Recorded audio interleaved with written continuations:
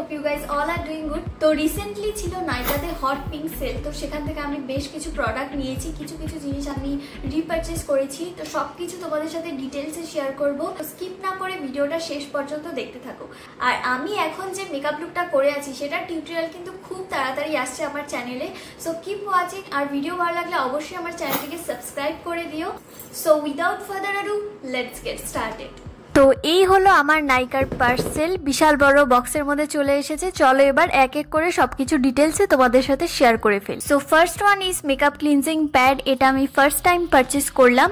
এটার সাহায্যে কিন্তু মেকআপ অথবা ফেসে কোনো ফেস প্যাক লাগালে সেটা মুছে নেওয়া যাবে। আর সেলে প্রাইস পড়েছিল 100 রুপিস। নেক্সট প্রোডাক্ট হলো heap হপের charcoal nose strip.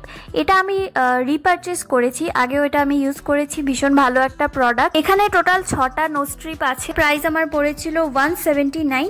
Next হলো একটা স্কাল্প ম্যাসাজার। প্রথমে ভাবছিলাম কেমন বা হবে প্রোডাক্টটা, বাট ইউজ করার পর এত ভালো লেগেছে। জাস্ট চুলে অয়েল দিয়ে তোমরা এটা দিয়ে ম্যাসাজ করতে পারো অথবা শ্যাম্পু করার সময় ম্যাসাজ করতে পারো। এর প্রাইস পড়েছিল 169। নেক্সট প্রোডাক্টের জন্য আমি ভীষণ এক্সাইটেড ছিলাম। এটা হলো বি ব্লান্টের cherry red hair colour.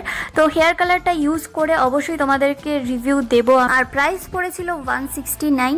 Next product হলো সিরোনা ব্র্যান্ডের একটা ফেস রেজার। এটাও আমি রিপারচেস করেছি। এরপর আমি নিয়েছি ট্রেসিমির একটা ডিপ স্মুথনিং মাস্ক। ইউজ করে তোমাদের সাথে অবশ্যই রিভিউ শেয়ার করব। এটার স্মেলটা কিন্তু ভীষণ সুন্দর।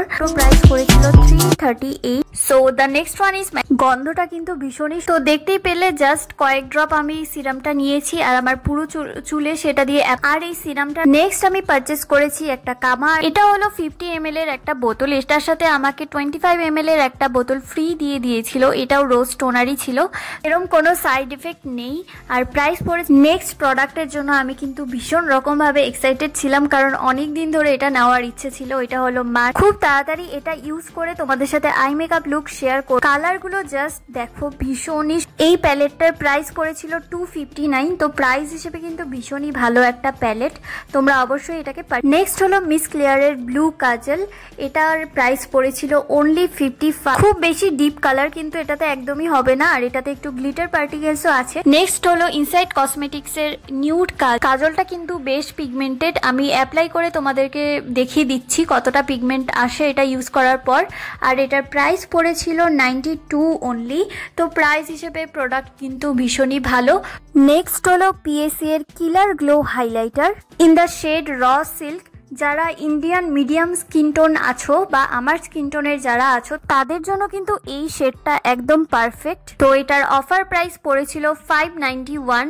যারা একটা ভালো হাইলাইটার চাচ্ছ তারা এটা কিন্তু অবশ্যই পারচেস করতে পারো, ভীষণই ভালো একটা হাইলাইটার। তো নেক্সট আর লাস্ট প্রোডাক্ট হলো মিনিমালিস্টের ফেস সিরাম। এটা আমি ফ্রিতে পেয়েছিলাম। এটার মধ্যে আছে ভিটামিন সি, হাইলোরনিক অ্যাসিড। প্রোডাক্টটা কেমন সেটা এখন আমি ভালো করে বলতে পারছি না, কারণ এটা আমি কখনো ইউজই করিনি।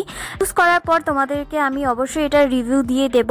বটলটা যেহেতু পুরো কাচের ছিল সেই জন্য প্যাকেজিং কিন্তু ভীষণ ভালো করে দিয়েছিল ওরা।